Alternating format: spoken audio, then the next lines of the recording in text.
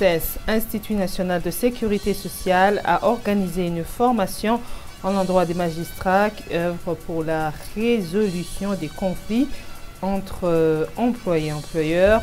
Le directeur général de l'INSS a rappelé que la loi sanctionne les employeurs qui ne cotisent pas pour leurs employés. Voilà pour le sommaire. Je suis avec Innocente Twiked, interprète en langue des signes. Je vous le disais tantôt, le président Évariste Ndayishimiye appelle la population de Gihungwe à suivre le modèle des éleveurs modernes de cette commune pour mettre en œuvre la vision du Burundi, pays émergent, pays développé en 2060. Il a formulé cet appel lors de la visite de 2 éleveurs modernes de cette localité. Le point avec Égide Mbazumoutil. Sur la colline de Gihungwe, le président de la République, Évariste Ndayishimiye, a visité d'abord un éleveur du nord de Nizigimana Didier. Celui-ci élève des lapins, des chèvres et des poulets de différentes sortes. Ce dernier indique qu'à quelques mois seulement du début de son projet, il voit que l'élevage des lapins est plus rentable. Et nous avons commencé avec 45 lapins et nous avons progressé, et même si ça n'a pas été facile, mais progressivement, et à l'état actuel, nous atteignons un effectif de 231 lapins. Que dans sa vision, il compte faire de son projet un centre naisseur de lapins pour aider la population avoisinante à approvisionner facilement un lapin. Toujours dans cette commune de Gihanga, le chef de l'État a visité un éleveur moderne de porc. C'est la société Uburimyi n'Ubworozi Family. Il s'agit d'une société qui a débuté en 2021 avec seulement 13 porcs. Il arrive à près de 1700 porcs. Yaramba Lievin, Justin, responsable de la société, indique que dans leur vision, l'objectif est d'atteindre 100 000 porcs et ériger un abattoir de porc. Arriver même à installer une usine de transformation de la viande de porc. Le président Évariste Ndayishimiye a félicité ces éleveurs modernes pour leur projet de développement qui cadre bien avec la vision du gouvernement 2040 et 2060. Il a appelé la population de Gihanga à suivre ces 2 modèles en initiant de petits projets de développement dans leur ménage pour contribuer et aussi dans la mise en œuvre de la vision du Burundi émergent et développé respectivement en 2040 et 2060. Du moment que cette localité est frontalière avec la RDC, Évariste Ndayishimiye a invité cette population à doubler de vigilance pour renforcer la sécurité, pilier du développement. Parmi les défis soulevés par la population de Gihungwe figure le manque criant d'eau potable. Le président Évariste Ndayishimiye leur a promis que dans un délai ne dépassant pas un mois, cette population pourra boire de l'eau du robinet.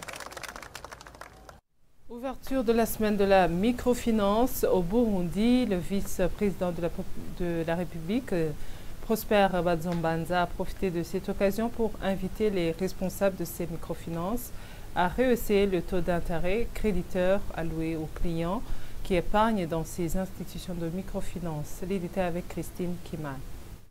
La semaine dédiée aux institutions de microfinance est réunie dans le réseau RIM est une occasion d'échange entre ces institutions avec les institutions bancaires afin de renforcer l'éducation financière et le partage d'expériences dans la gestion des défis rencontrés dans ce secteur. La directrice exécutive du réseau des microfinances a indiqué que le niveau d'épargne reste faible au Burundi, d'où la nécessité de promouvoir la sensibilisation de la population locale à épargner auprès des IMF en remplacement des épargnes classiques à la maison. Le vice-président Prosper Bazombanza a salué le rôle des institutions de microfinance dans la promotion de l'éducation financière auprès des groupes communautaires. Cependant, il demande que ces IMF revoient à la hausse le taux d'intérêt créditeur accordé aux épargnants, qui est de 5%, alors que le taux d'intérêt imposé aux demandeurs de crédit est de 14%. Inviter la population à épargner,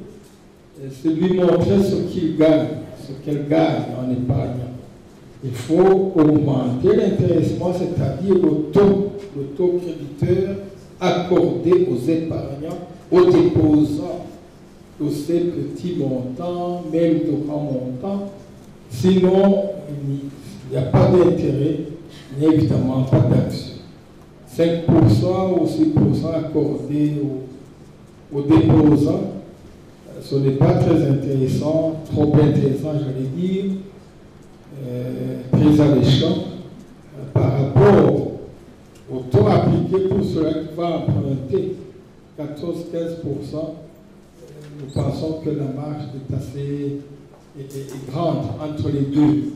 Il faut réduire ce taux en augmentant le taux de rémunération des dépôts et en essayant de réduire le taux d'imposition des crédits débiteurs. Le vice-président Prosper Bazombanza a visité les stands des produits des partenaires de ces institutions de microfinance. L'Assemblée nationale s'est réunie ce mardi sous la présidence du premier vice-président de l'Assemblée nationale pour analyser et adopter le calendrier des activités de la session parlementaire ordinaire d'avril 2024 pour la période du 13 au 27 mai 2024. Pendant cette période, l'Assemblée nationale va analyser et adopter les amendements des projets de la loi du Sénat du Burundi. Il y aura également des travaux en commission et après analyse de ce calendrier, les honorables députés l'ont adopté. Le ministère des Finances a organisé ce lundi un atelier de renforcement des capacités sur la mise en œuvre du budget programme au Burundi à l'endroit des hauts cadres de différentes institutions de l'État. Denise Ndadaye, qui a reçu de sa présence cet atelier, a fait savoir que c'est une occasion aux participants de s'imprégner de la réforme du budget programme. Les détails avec Joseline Kahindi. Le Burundi a révisé sa loi organique relative aux finances publiques pour avancer vers le budget programme. Cette loi généralise désormais la démarche du budget programme à tous les ministères. Elle fixe et précise les nouvelles règles relatives aux lois de finances avec la mise en place du budget programme. Ce sont les propos du secrétaire permanent au ministère et à les finances et à ses attributions au cours d'une réunion organisée par le dit ministère à l'endroit des hauts cadres de la présidence, de la primature, du Parlement, de la Cour des comptes et du ministère des Finances. Francine Inarukundo, secrétaire permanent au sein du ministère et à les finances dans ses attributions, a encore ajouté que plusieurs actions visant à mettre en œuvre la réforme du budget programme ont été mises en place et sont en cours de réalisation. Dans son discours d'ouverture de cet atelier, le vice-président du Sénat, Denise Ndadaye, a fait savoir que ce séminaire donnera aux participants l'occasion de s'imprégner de la réforme du budget programme qui ne peut aboutir que si elle emporte l'adhésion du plus grand nombre à tous les niveaux de la hiérarchie. Le présent séminaire parlementaire donne l'opportunité aux participants de s'imprégner de la réforme du budget programme qui ne peut aboutir que si elle emporte l'adhésion du plus grand nombre à tous les niveaux de la hiérarchie. La réforme exige beaucoup d'innovation dans la gestion des finances publiques et les thèmes qui vont être présentés se focalisent sur ces innovations. Ce séminaire parlementaire offre également l'occasion de s'imprégner des notions sur le contenu des projets annuels de performance ainsi que la méthodologie de leur préparation. Les participants à cet atelier qui va durer 2 jours ont pu suivre certaines présentations, entre autres la programmation budgétaire pluriannuelle, la budgétisation et exécution, la réforme comptable et autres. Je vous le disais en titre que l'Institut national de sécurité sociale a organisé une formation à l'endroit des magistrats qui ont dans leur attribution la résolution des conflits entre l'employé et l'employeur. Emmanuel Miwouro, directeur général de l'INSS, a indiqué que la loi sanctionne les employeurs qui ne contribuent pas à la cotisation des carrières de leurs employés. Les détails avec Égide Ilakote. Cette formation organisée par l'Institut national de sécurité sociale, INSS en sigle, s'adressait à l'endroit des magistrats en matière de la protection sociale, spécialement dans les régimes gérés par l'Institut national de sécurité sociale. Emmanuel Miwouro, directeur général de l'Institut national de sécurité sociale, a indiqué que les magistrats sont parmi les principaux employés qui doivent être informés en matière de protection sociale, car ils résolvent des conflits sociaux au quotidien dans l'exercice de leurs fonctions. Emmanuel Miwouro est aussi revenu sur les sanctions prévues par la loi aux employeurs qui ne cotisent pas à l'INSS pour les carrières de leurs employés. La loi prévoit qu'une amende de 3% par mois s'ajoute à la somme que l'employeur devrait cotiser pour son employé et le constat est qu'après une période allant de 5 ans à 10 ans, le total des amendes est de loin supérieur au total de la somme qui devrait être cotisée par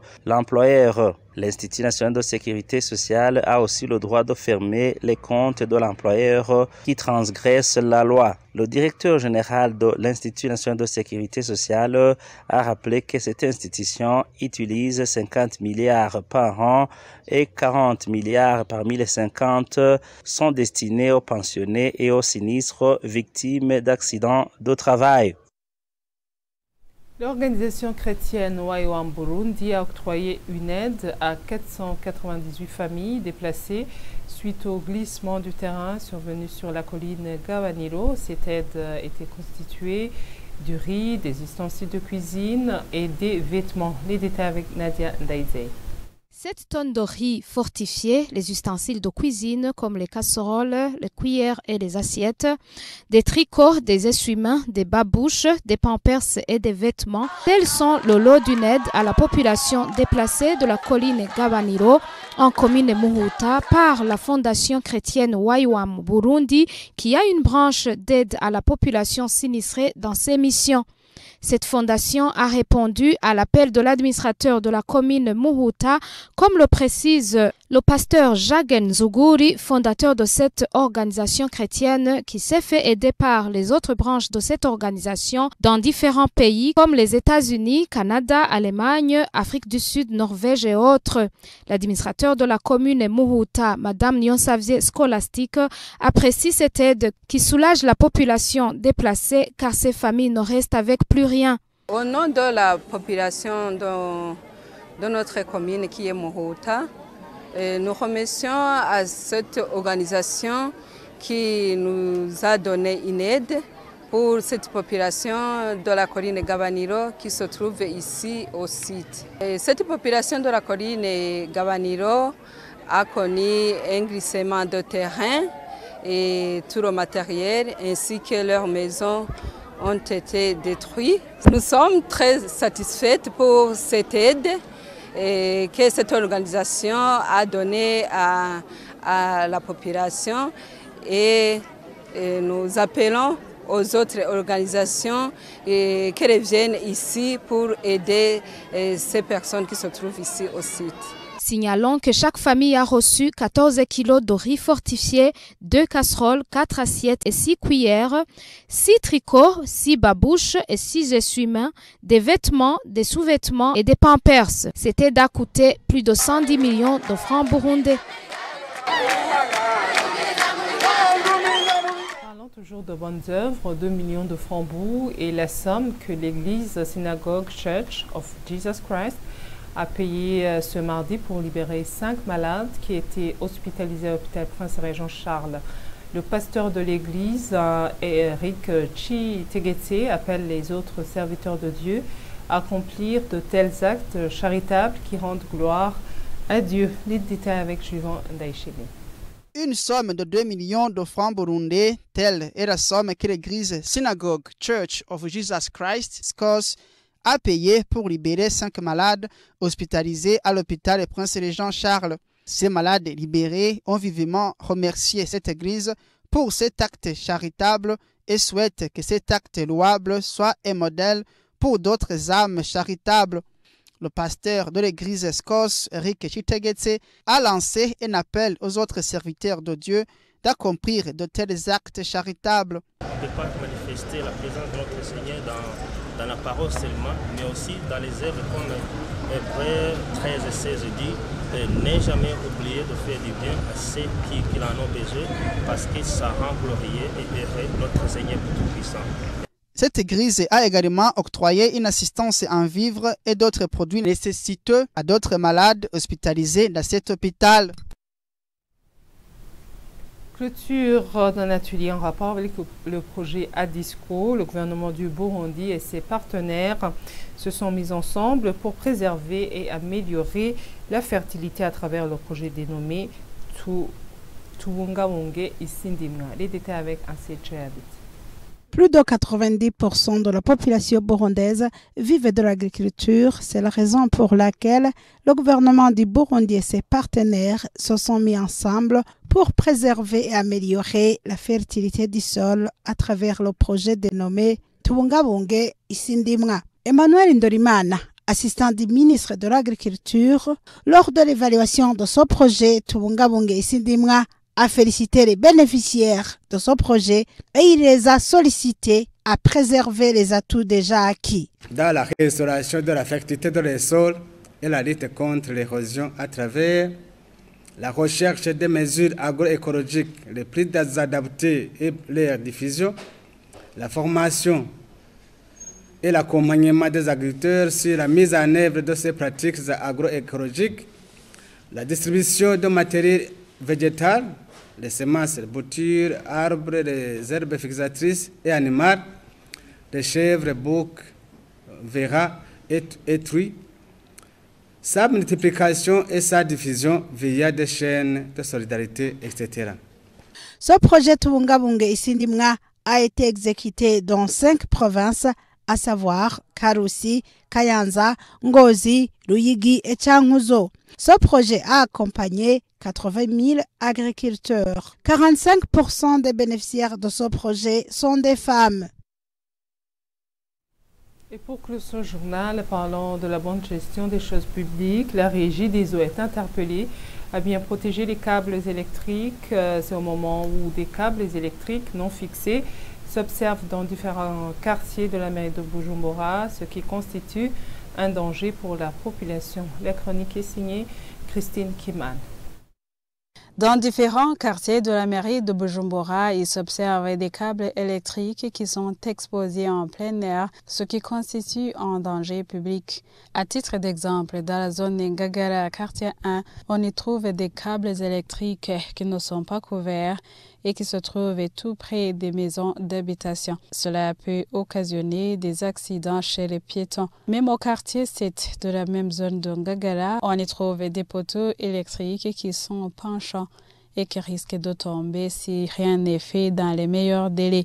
Arrivé dans la zone Kamenge, à la gare du Nord, il y a également des poteaux électriques qui sont penchants et cela peut causer des accidents. Toujours dans la zone de Kamenge, depuis la 4e avenue du quartier Kavumu jusqu'au quartier Gituro, passant par le quartier Hiha, il y a des câbles électriques qui ne sont pas bien tendus sur les poteaux électriques, mais plutôt sont tout près des toitures des maisons d'habitation. Des câbles électriques qui ne sont pas protégés sont également observés à l'avenue du Large et dans le quartier Kabondo. On constate que ces câbles ne sont pas bien tendus sur le poteau électrique, d'autres sont exposés à l'air.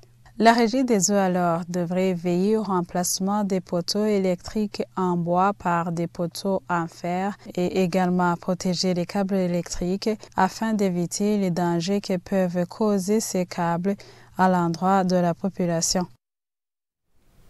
À bon entendeur, salut. Voilà, c'est la fin de ce journal. Merci de l'avoir suivi. À la prochaine.